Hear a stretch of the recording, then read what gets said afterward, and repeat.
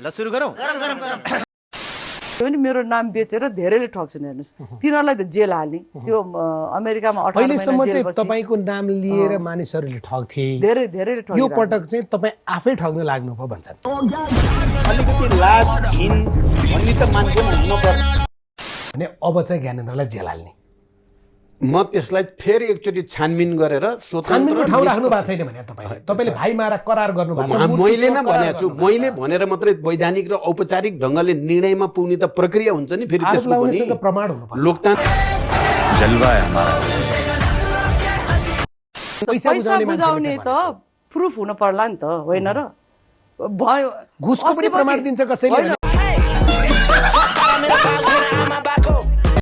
अब प्रचण्ड हुनुहुन्छ, राष्ट्रिय सभाको अध्यक्ष नै हुनुहुन्छ, भोलि यी संवैधानिक निकाय र 10तिर नियुक्ति गर्दाखेरि फेरि अब माओवादीलाई समेत भागबण्डा दिने गरेर यस्तरी बदनाम हुने गरेर किन काम गर्छौँ हामी? अनि गणतन्त्र धरा पर्दैन।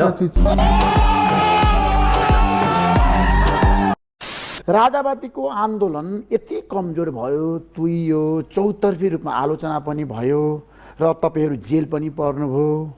हात्ती आयो फुस्सा भयो, त्यो तामझाम खेर गयो है।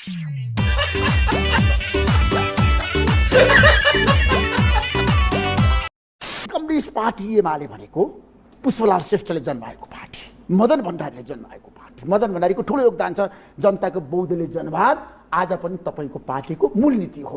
अनि मनमोहन अधिकारी जस्तो प्रधानमन्त्री भएको पार्टी आज यसरी किन गनायो?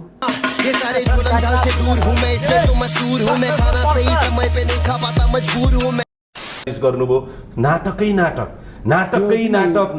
नाटक यति धेरै नाटक कि जनतालाई तपाईँहरूको यो तमासा हेर्दाखेरि पनि विरक्त लाग्ने के।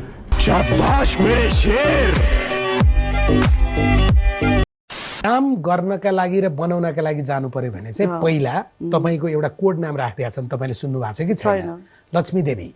म लक्ष्मी देवी, लक्ष्मी देवीलाई भेटेर त्यहाँ भेटी चढाएपछि मात्रै काम होइन। एउटा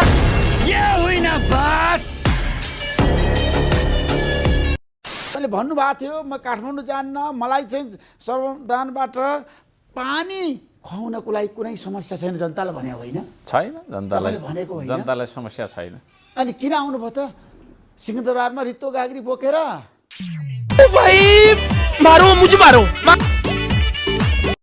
फेरि प्रश्न सोध्नु परेको छ क्या। आफू बारम्बार प्रधानमन्त्री भन्ने, तपाईँको मित्र केपी ओली अहिले प्रधानमन्त्री हुनुहुन्छ, उहाँ कविता लेखेर भाइ मारा भन्ने, तपाईँ भाषण गरेर भाइ मारा भन्ने, अनि एउटा भाइ मारालाई हात हल्लाउँदै अब म आएँ भन्न छोडिदिने गरे के?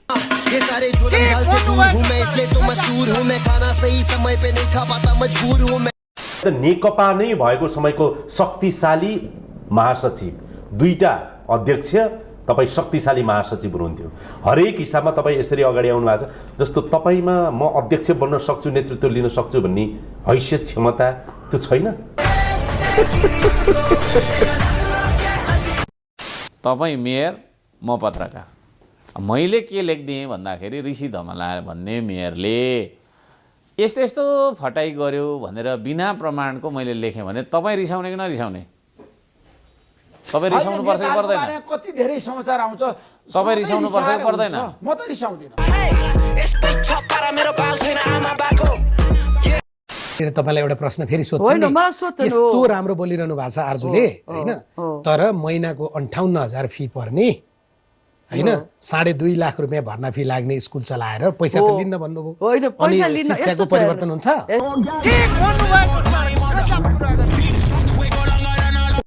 म भनिहाल्छु कि तपाईँलाई, तपाईँ अल्मलिनुभयो, हुन त हो, तर अब यसलाई होइन कहाँबाट भनौँ भन्ने लाग्यो होला तपाईँलाई।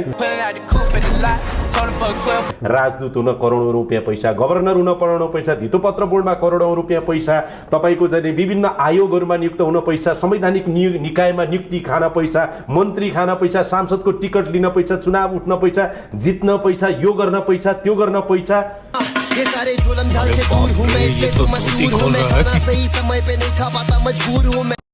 मेरो नेचर यस्तो छ, होइन? तपाईँले जति गल्ती गरे पनि छोप्नलाई लागि पर्ने भए भएर होइन, लागि पर्ने हो।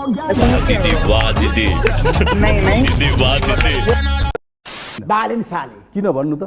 दुर्गा प्रसाईले ल किन भन्नु? कुलमान घिसिङले किन खुल्याए त हो ल मलाई बताउनु भन्नुहोस् किन खुल्या तपाईँ चुप्प लाग्नु है? रवि लामिछानेले तपाईँ तपाईँ तपाईँ 5 मिनट चुप लाग्नु है 5 मिनट होइन 3 मिनटमा भन्नुहोस् ल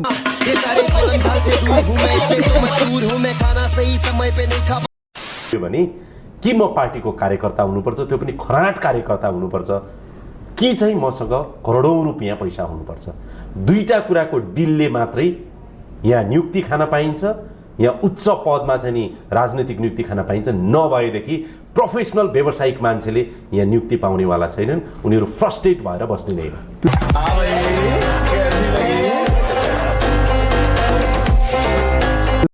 केपी शर्माले माधव नेपाललाई एमालेमा आउनको लागि आग्रह गर्नुभएको थियो, उहाँ एमालेमा आउन तयार हुनु भएन, तपाईँले भ्रष्टाचारको मुद्दै लगाइदिनु भयो अख्तियारलाई प्रयोग गरेर। ये बड़ी अच्छी बात है।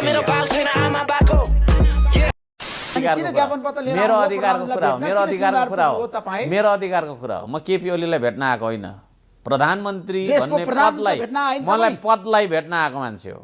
तर प्रधानमन्त्री लोकपाल तपाईँलाई पठाइदिनु भयो।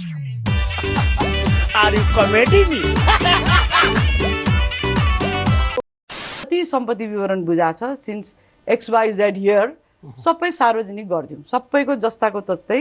Let's put it on the website, let's print a paper, बाँडिदिउँ जनतालाई, सबैले देख्छन्। जनताको यहाँ झारो हाल्नु।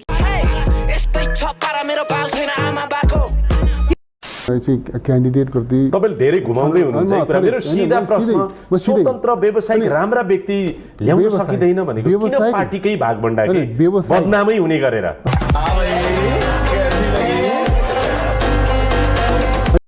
म मेरो छोरो जेवीरको भुटानी शरणार्थी प्रकरणमा 1 रुपैयाँ पैसा खा छैन। भुटानी शरणार्थी प्रकरणमा 1 पैसा खा छैन।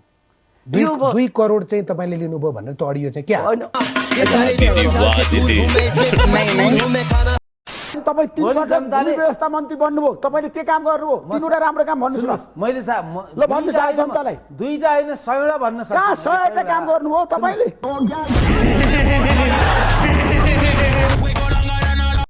पैसा दिएर जानुपर्छ। श्रीधर खत्रीलाई कसले पैसा दिनुपर्छ? शङ्कर शर्मालाई पैसा दिनुपर्छ। के अरे हाम्रो यो अर्को हाम्रो बेलायतको राजदूत पैसा दिनुपर्छ।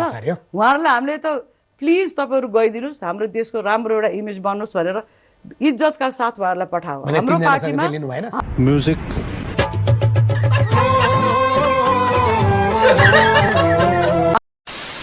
त्यस्तो छ नि त, त्यो जो नेताले गल्ती गरेको छ, आलोचना पचाउन सक्नुहुन्छ। जो नेताले गरेको छ सुन्दर पक्ष भनेको गाली आलोचना, त्यो ठिक छ, त्यो ठिक छ, त्यो ठिक छ, त्यो ठिक।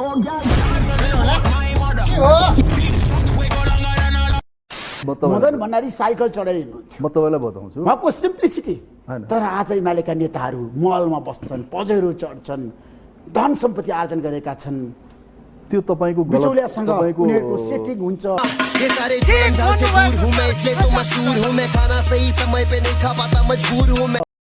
मान्छु म तपाईँ यति कन्फिडेन्टली बोलिरहनु भएको छ, बिकज यति कन्फिडेन्टली सबै प्रश्नको जवाब दिइरहनु भएको छ। र अर्को पनि म कुरा तर शेरबहादुर देउवालाई यो प्रकरण सुने पछाडि ज्वरो आछ।